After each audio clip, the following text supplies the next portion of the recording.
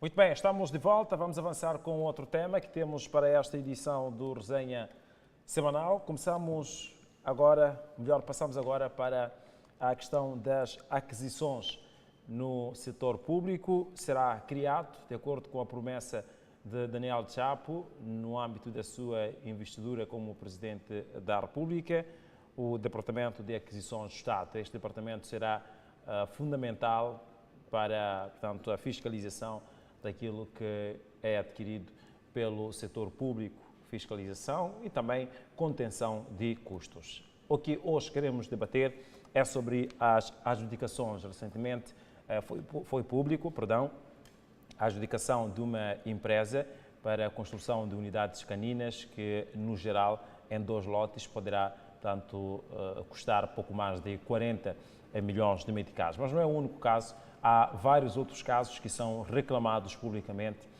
face aos seus custos. O que nós queremos perceber é como é que podemos evitar que tal aconteça, não é? E como é que pode haver aqui um contorno destas despesas, às vezes designadas desnecessárias. E vou começar, terminei antes do intervalo com o Dr. Ernesto, vou começar mesmo com o Dr. Gil. Dr. Gil Aníbal, na sua observação e também pela experiência nesta matéria, o que é que torna mais dispendioso, o que é que está por detrás, portanto, das adjudicações consideradas absurdas? Uma obra que superficialmente pode subentender que custe, por exemplo, 10 milhões, adjudica-se uma empresa que vai cobrar tanto 20 milhões ou então 30 milhões de meticais. O que é que torna este processo de adjudicações para construção de infraestruturas públicas tão, digamos, disparado, assim como tem acontecido? Eu acho que é o uso abusivo, não é, do decreto sobre essas matérias, essas adjudicações, principalmente na componente adjudicação direta, não é? É onde a maior parte dos gestores abusam-se desta prerrogativa. E lembro-me no discurso do chefe de Estado, onde anunciou, por exemplo, a criação desta centralização, falava mesmo desta necessidade de se acabar com contratos simulados, acabaram com adjudicações que beneficiam grupos e prejudicam naturalmente aquilo que é a poupança do Tesouro. Mas acho que o maior problema pode não estar aí. O maior problema está mesmo na fiscalização. As contas públicas, os relatórios de contas, são no final submetidos ao Tribunal Administrativo.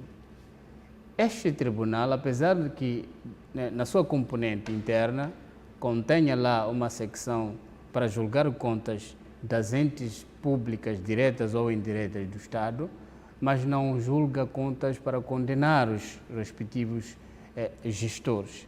Daí que, se for lembrado, o Presidente falou sobre a necessidade de criação ou transformação deste tribunal, aliás, deste Conselho, ou seja, Tribunal Administrativo, em que são os conselheiros que lidam nessas matérias, é um tribunal de contas. É o que Moçambique precisa.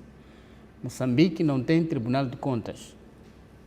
E todas as entidades públicas da administração direta e indireta, o único que faz julgamento de contas é o Tribunal Administrativo, que no final apenas são recomendações que deixa para se melhorar ali, aqui, acolá, etc., mas não há responsabilização. E isso fragiliza naturalmente a fiscalização.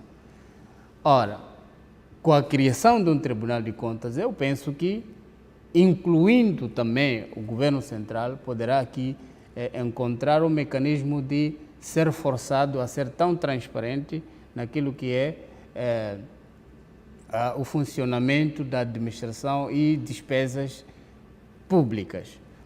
Eu vou lhe dar um exemplo que não concordo lá tanto no funcionamento, por exemplo, na prestação de contas do Governo Central. O Governo Central, o Executivo naturalmente, através do PSOE, submete à Assembleia da República, a Assembleia da República discute, o Plano Econômico, Social e Orçamento e aprova em lei.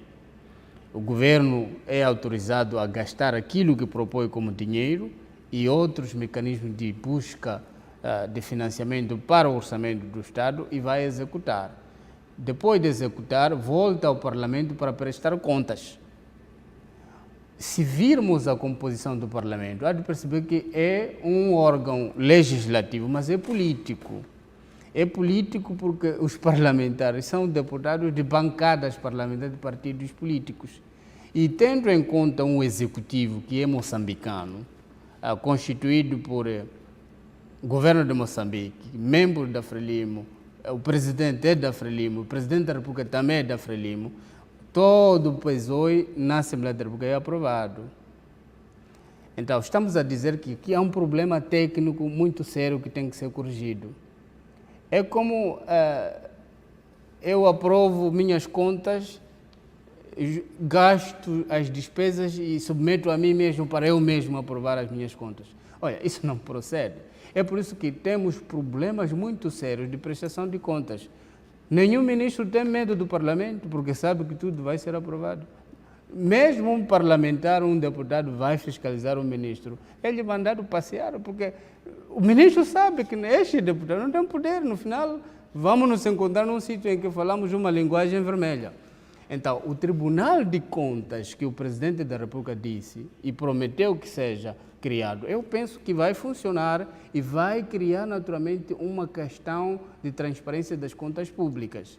E o figurino de que o Parlamento aprova o PSOE, depois o Executivo executa, passa a redundância, no final não pode voltar ao Parlamento para ser julgado, tem que ir ao Tribunal de Contas para julgar as contas do Executivo. Eu acho que com este figurino, em que são políticos legisladores a aprovar o Plano Econômico e Social do Executivo, do Governo, mas as suas contas vão ser julgadas por juízes, então eu acho que aqui, pelo menos os ministros podem ter medo dos juízes.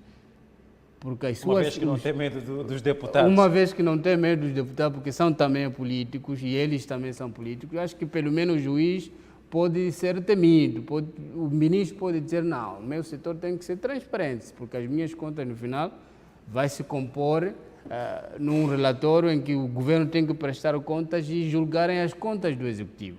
Eu acho que com este figurino pode melhorar alguma coisa sobre as finanças públicas, mas neste momento o que nós vamos e continuarmos a verificar é a sobrefaturação das contas públicas, muito dinheiro a ser gasto de forma não transparente, de forma, digamos assim, desnecessário em termos do preço, o custo do bem ou serviço que o Estado adquire. Por exemplo, nós temos a questão de entidades de administração descentralizada do Estado. Olha, a maior parte do dinheiro é gasto ali.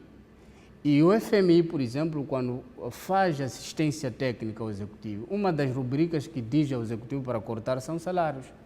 Diz cortar salário, o salário é muito alto, corta aqui, corta ali, corta ali. E toda a administração fica com salários magros. Mas eu penso que o governo, quando admite esse tipo de corte, e corta mesmo, está a fazer cortes em rubricas que não lhe ajudam a poupar. Porque a maior parte do dinheiro perde-se nessas questões de edificações. É onde exatamente, a maior parte do dinheiro que deve ser cortado e muito bem fiscalizado é na prestação de bens e serviços ao Estado. É onde muito dinheiro se perde. Nós já vimos algumas entes públicas, entidades da administração direta e indireta do Estado. Agora estou a falar tecnicamente porque eu sou funcionário do Estado e isso os seus deputados não sabem o que estou aqui a dizer. Essa é que é a vantagem de ter deputados que vêm da função pública, porque entendem como funciona a administração pública. Então os deputados do Podemos não têm essa ciência que eu estou aqui a dizer. Agora, o que estou a dizer também é que quando o governo corta salário, para além de criar baixo fluxo financeiro na economia, também cria uma poupança marginal, uma poupança que não lhe ajuda.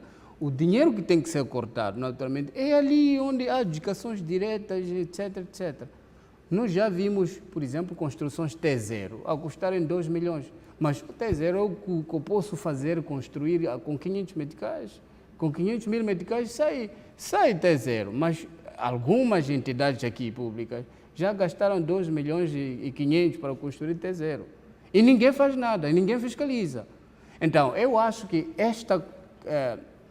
esta filosofia do Presidente da República de centralizar esta questão das UGEIAs, vamos assim dizer, e o procurement, pode vir melhorar. Mas também, se não for tão eficiente, pode criar um embaraço muito terrível nas instituições, quer diretas ou indiretas do Estado, porque todos os processos estarão centralizados. Muito bem. E esta centralização, um momento só, esta centralização, se não for também fiscalizada, pode criar aquilo que é a corrupção centralizada de alto nível. Eu penso que todas as instituições neste momento estão a precisar de fiscalização. Até os próprios tribunais também teriam de ser fiscalizados. Eu penso que sim, fiscalização é muito importante. Porque se ninguém fiscaliza ninguém, então todo mundo dança a música que quiser. Muito então, bem. Não é assim Estado como tem que ser.